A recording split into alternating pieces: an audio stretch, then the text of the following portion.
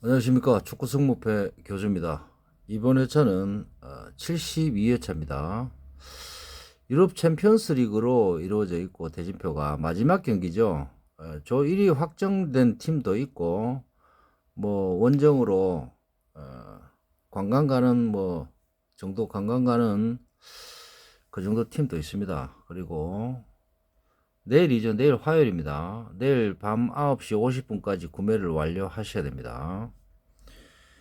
자, 오늘은 좀 짧게 하겠습니다. 제가 분석을 해보니까 굉장히 까다로운 대진표도 있고, 뭐, 그렇지 않은 대진표도 있고, 조금, 심리적인 분석이 많이 들어가야 되는 상대전적이나 이런 것보다는 심리적인 분석이 많이 들어가야 되는 대진표입니다. 그래서 굉장히 일반 분들이, 어, 분석하시기에 굉장히 까다로울 수 있습니다. 그래서 이번 회차도 지금 현재 분포도를 잠깐 보니까 이런 식으로 흘러가면 제가 볼 때는 또 2월 가능성이 있습니다. 왜냐하면 2월 가능성보다는 1등 명수 2월이라기보다는 1등 명수가 굉장히 적게 나올 가능성이 있습니다. 왜냐하면 물론 그건 제 생각입니다.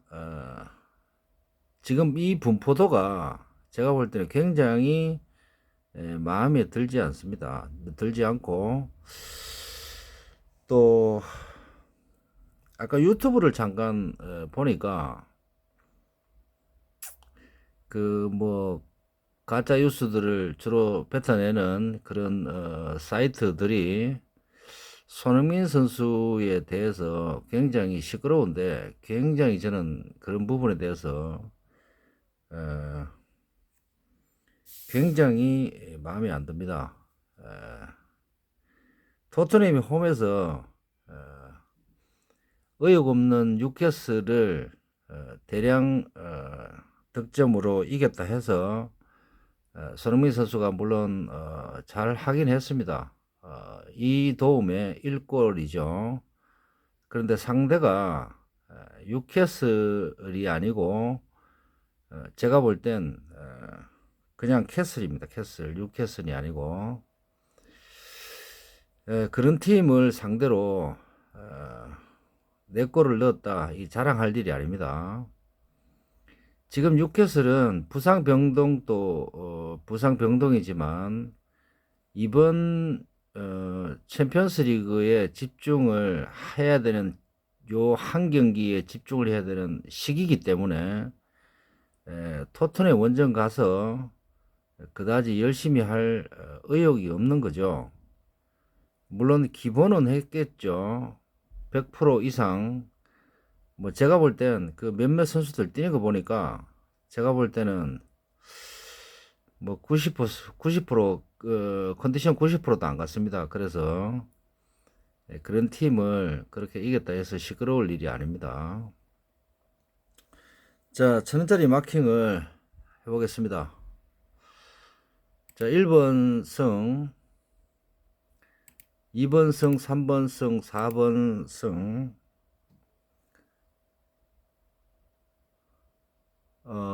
여기 보시면 8번까지입니다. 8번까지가 첫날 새벽 경기고 9번부터가 그 다음날 경기입니다.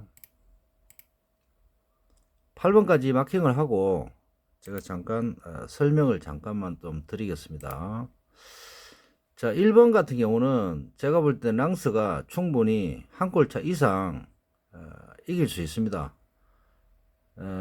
세비야가 그다지 이 경기에 그렇게 힘을 쏟을 만한 이유가 저 개인적으로는 별로 없다고 생각합니다. 그래서 열심히 한다 하더라도 랑스에게 조금 힘이 들지 않겠나 그런 생각을 들고 PSV가 충분히 지금 상황상 상황 전개상 충분히 좋아 보이고 미넨과 여 밑에 맨시 같은 경우는 거의 관광 수준이죠. 그래서 맨유가 충분히 이길 것 같습니다. 코펜하겐이 조금 힘들 수 있지만 단통 마킹은 홈승으로 가는 게 맞다고 보여집니다.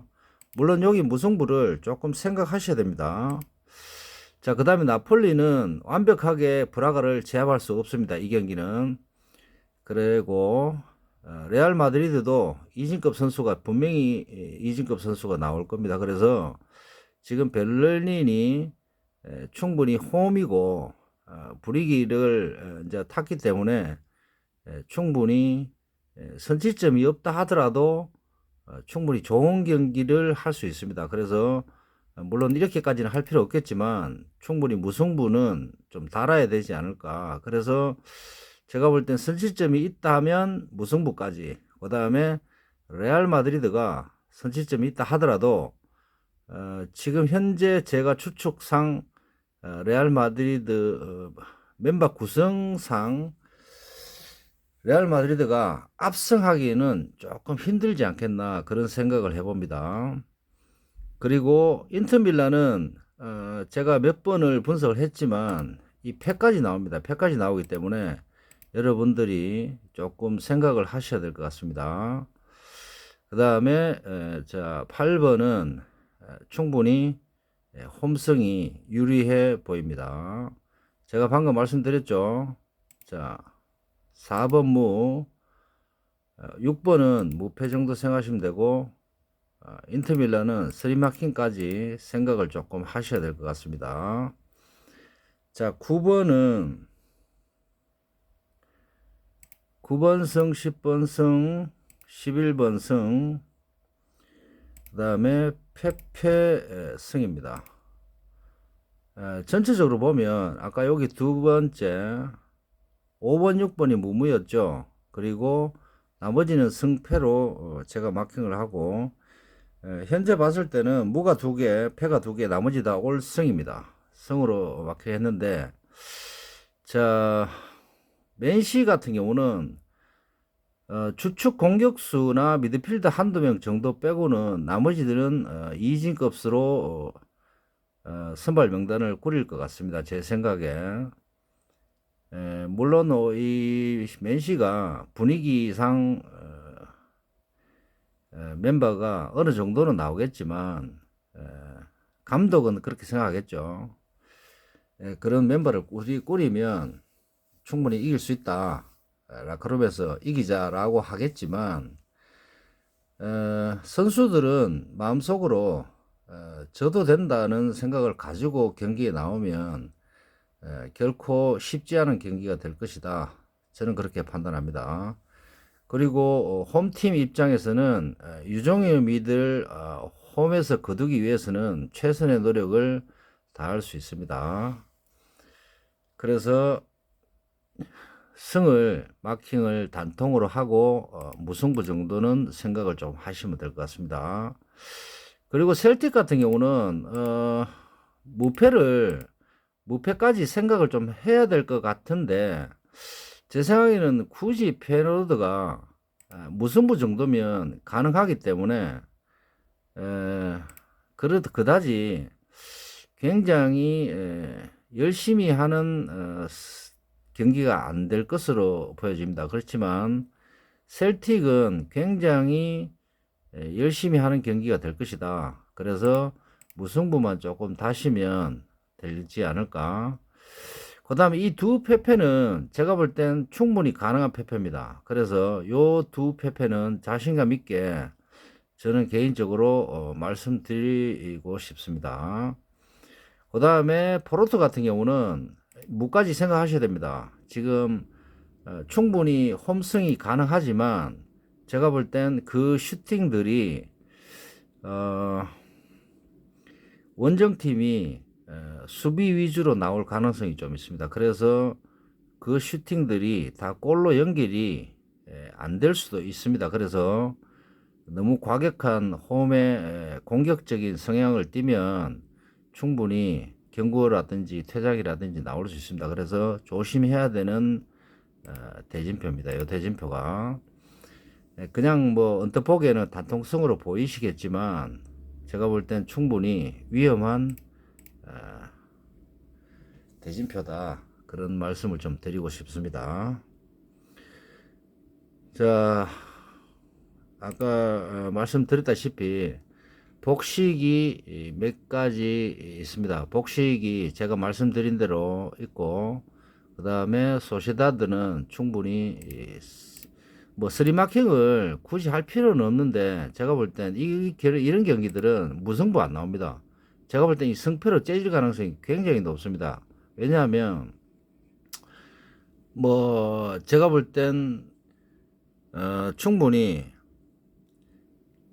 자존심 싸움이 될 수 있는 경기입니다. 이 경기 자체가. 그래서 인터밀란 쪽에서 충분히 선수 명단도 좋고 다 좋겠지만, 제가 소시다드를 분석해 볼 때는 소시다드가 그냥 지려고 가지는 않을 겁니다. 아마 충분히 좋은 경기를 하려고 소시다가 마음 먹고 라카룸에서 준비를 하고 갈 것입니다. 제 생각에. 자, 이상 교주 마킹 이것으로서 마치고, 간단히 전체적으로 설명을 좀 드리자면, 이번 경기는 전체적으로 보니까 무승부 확률이 많이 없습니다. 왜냐하면 1등 그 조별 선두를 확정 지은 팀들도 있고, 그래서 경기 내용이 무승부가 날라 그러면 홈팀도 열심히 해야 되고 원정팀도 열심히 해야 되고, 홈에 앉아있는 팀의 지금 현재 최근 성적, 원정팀의 성적, 이거를 조합을 해봤을 때 충분히 무승부 기운이 나야 되는데, 제가 볼 땐 이 대진표 자체가 무승부가 많이 안 나올 수 있는 대진표입니다. 그래서 제가 볼 땐 무승부가 거의 안 나올 확률이 굉장히 높습니다. 그래서 여러분들도 조금 그런 점을 생각하시고 배팅에 임했으면 좋겠습니다.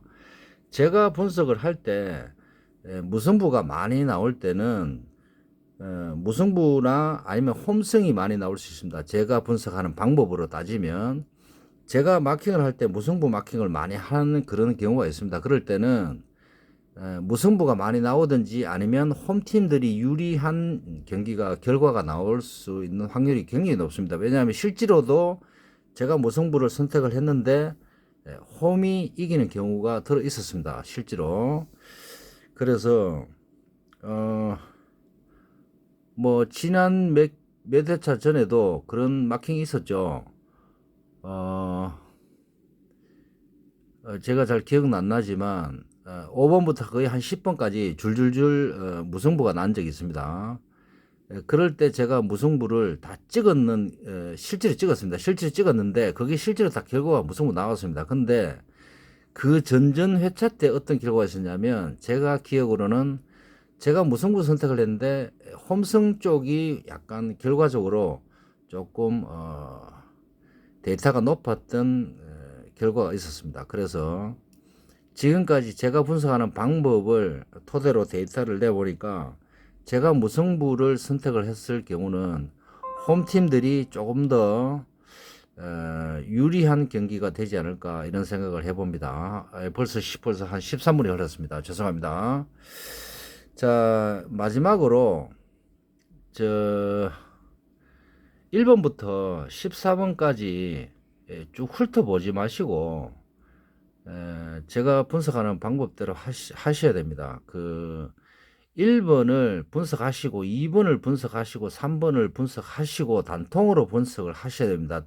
틀림없이 단통으로 분석을 하시고 결정을 지으시고, 그 위에 내 호주머니 사정에 맞게끔 복식을 선택을 하셔야지, 1번부터 승무, 2번에 무패 이렇게 내려오시면 호주머니 사정하고도 안 맞고, 실제로 1번에 승무, 2번에 승무 이렇게 내려오시면 나중에 뭔가를 하나 빼야 됩니다. 그 빼는 순간 그 마킹은 산으로 간다.